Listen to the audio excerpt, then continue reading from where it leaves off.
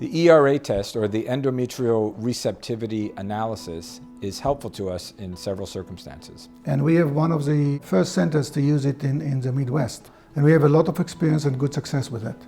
We actually can check the lining, the uterus, to make sure that the uterus genetically profile is ready for implantation, and this will increase the chance to conceive and to achieve a successful pregnancy. It assesses the number of days of progesterone that we need to give you when we're preparing the uterus for a frozen embryo transfer. In 70 to 80% of women, approximately 5 days of progesterone is needed in the preparation of the lining, of the endometrial lining, in order for it to be optimally receptive to an embryo that we put inside.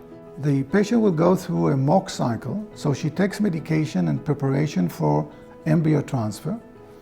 But rather than do a transfer, we will do an endometrial biopsy and take a sample of this lining inside the uterus.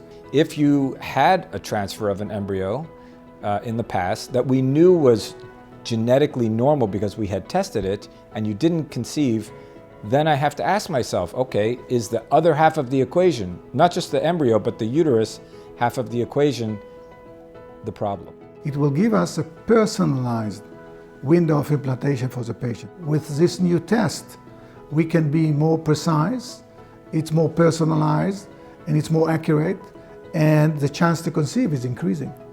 So this is the advantage of it. The disadvantage, of course, that you need to go through a mock cycle, so you postpone the transfer in 1 month, and the insurance does not cover it yet, and hopefully they will in a short time. Nevertheless, we find that most of our patients would prefer to do that because they would prefer to go through a successful transfer rather than an unsuccessful transfer.